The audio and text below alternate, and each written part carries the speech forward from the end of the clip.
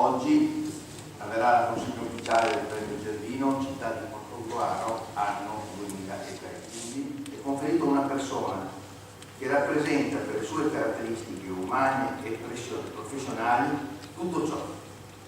Un imprenditore che ha saputo distinguersi in virtù della sua forza, della sua originalità, della sua creatività, della sua voglia di fare, mantenute durante tutta la sua lunga e proficua vicenda professionale e umana. Questa persona è il signor Corrado Fagotto. Buonasera a tutti e vi ringrazio di essere qua, ringrazio in particolare il signor Corrado Fagotto.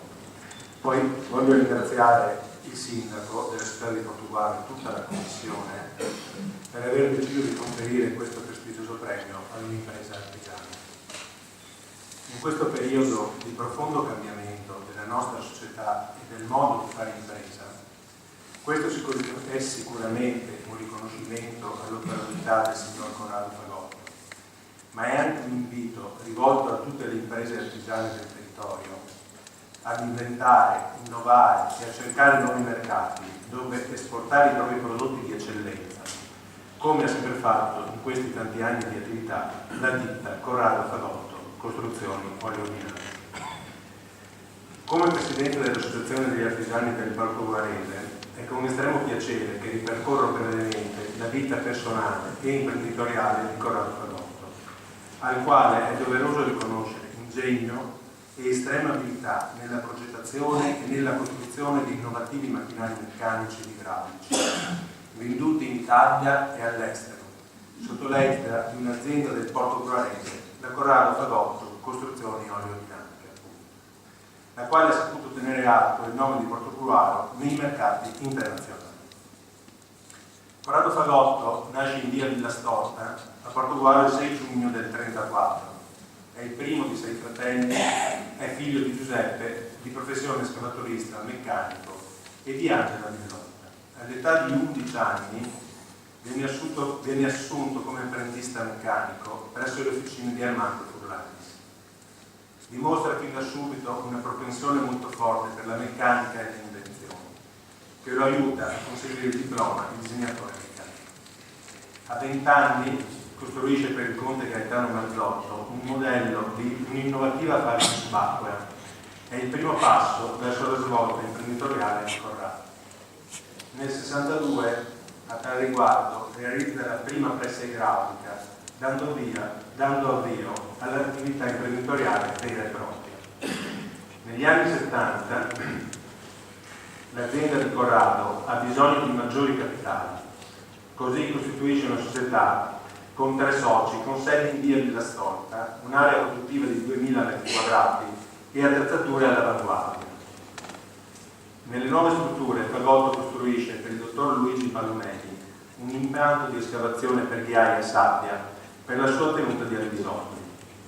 In questi stessi anni l'azienda allarga i propri orizzonti rivolgendosi a un mercato sempre più ampio, arrivando così ad esportare, oltre che in Francia, Svizzera, Grecia e Austria, anche in America e in Asia. Negli anni 80 Corrado Fagotto avvia la collaborazione con Fiat, per cui progetta impianti per la creazione di parafanghi in ferro per autotreni.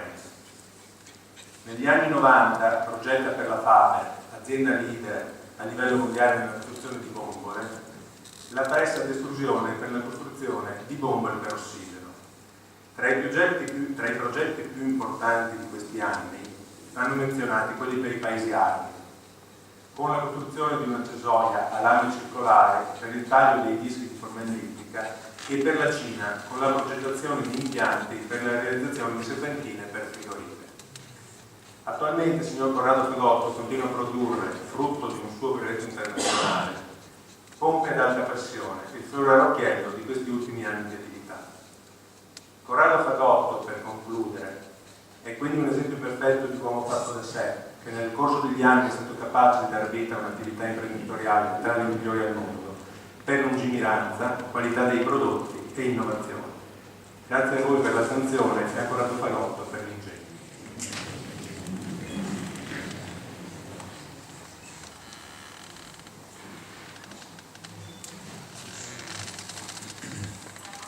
Carissimi ospiti,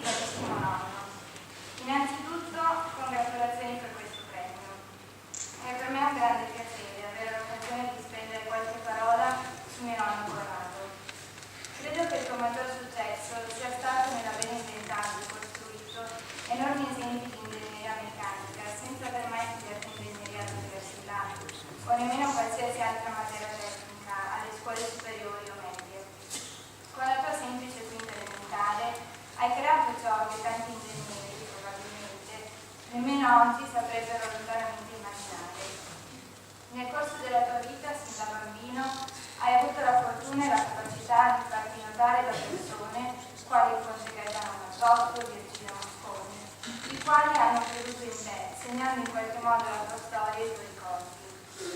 Come ogni percorso di lavoro, anche tu hai attraversato momenti più difficili, ma sempre a testa alta e senza mai arrenderti. Hai avuto sempre con te tua moglie Natalina, mia nonna, e insieme avete cresciuto la vostra famiglia, dandole quel valore che forse oggi risulta un po' annegato da una realtà a volte troppo complessa. Credo che il premio che ti è stato conferito, oltre che un premio al merito e al prestigio che hai dato a Portogruaro, sia anche un premio al tuo coraggio, alla tua forza di volontà e al tuo imperativo mai arrendersi. Ecco, mai arrendersi in un momento economico come quello attuale, penso sia un'esortazione di grande insegnamento, soprattutto per i giovani e gli studenti che come me nel breve e medio periodo si affacceranno nel mondo del lavoro. Per concludere, permettetemi di dire poche parole personalmente. Mi auguro, nonno, di diventare professionalmente nel mio campo, in quello che desidero fare, anche solo la metà di quello che tu sei stato nel tuo lavoro. E grazie per la tua vicinanza e il tuo